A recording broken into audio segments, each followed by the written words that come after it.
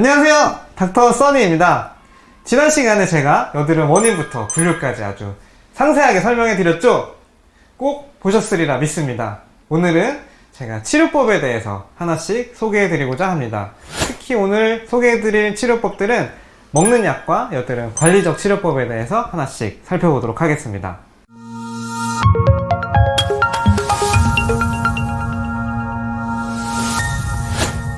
피부과에서 여드름 치료를 위해 쓰는 약은 크게 두 가지 종류가 있습니다. 먼저 첫 번째로는 비타민 A 유도체인 아이소트레티노인, 상품명으로는 로아키탄으로 더 잘 알려져 있는데요. 이 약의 역할은 각질을 억제해서 모공 막히는 것을 개선해주고, 그리고 피지 분비도 억제해서 좁쌀 유형의 여드름부터 염증성 타입의 여드름까지 모든 여드름을 개선시켜주는 약입니다. 굉장히 효과가 좋은 약이거든요.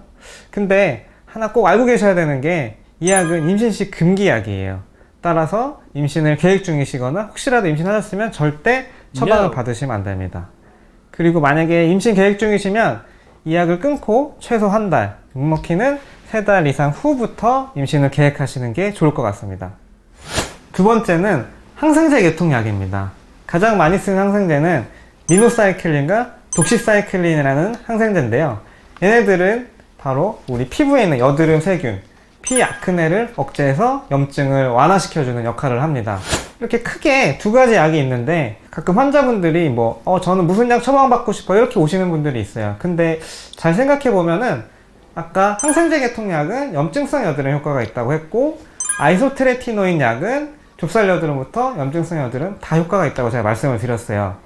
근데 만약에 좁쌀 여드름이 있는데 이 항생제 계통 약을 드시면 효과가 있을까요? 당연히 없습니다. 따라서 정확히 내가 어떤 유형의 여드름을 가지고 있고 그에 맞춰서 어떤 약을 드셔야 되는지 잘 알고 처방을 받으시는 게 중요할 것 같습니다.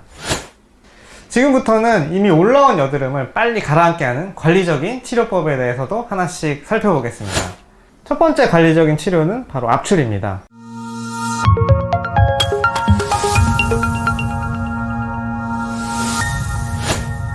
말 그대로 피부 속에 있는 피지 덩어리인 여드름을 피부 밖으로 끄집어내는 치료법인데요. 근데 아마 이런 거 궁금하실 거예요. 피부과 의사들은 여드름 짜지 말라 그랬는데 짜도 돼요? 네, 짜도 됩니다. 단 중요한 거는 소독된 기구로 주변의 피부에 손상 없이 잘 짜야 됩니다.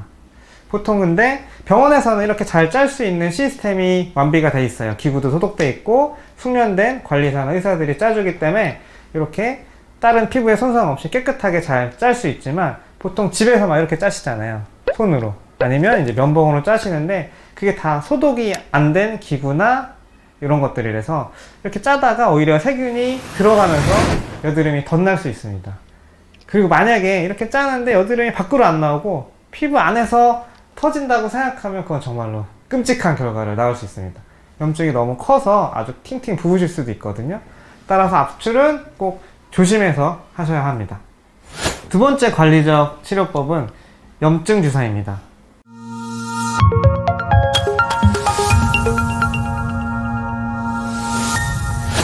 아마 많이 들어보셨을 텐데요. 염증 주사는 바로 트리암시놀론이라는 스테로이드를 아주 묽게 희석해서 여드름 부위에 이렇게 직접 주입하는 시술법입니다. 스테로이드가 염증 완화에 굉장히 탁월한 효과를 보이기 때문에 이렇게 염증 주사를 맞은 부위 여드름은 하루나 이틀 정도면 금방 가라앉게 됩니다. 근데 가끔 이런 분들 계세요. 염증 주사 맞았는데 여기 피부가 쏙 들어가고 하얗게 됐어, 이거 어떻게 해요? 이렇게 말씀하시는 분들 계시는데, 이런 경우는 아마 그 스테로이드에 대한 부작용이 맞긴 맞아요. 아마 그 농도를 너무 진하게 맞았거나 용량을 너무 많이 맞았을 경우 이런 부작용이 생길 수 있습니다.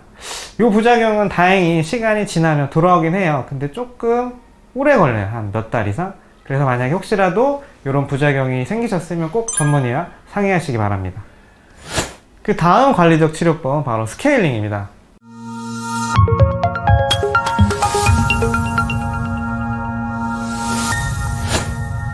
이전 시간에 여드름 발생 원인 중에 하나가 모공의 과각화에 의한 막힘 현상이라고 말씀을 드렸죠. 스케일링은 이렇게 막힌 모공을 뚫어주는, 이제 화학적 필링으로 녹여주는 시술법입니다.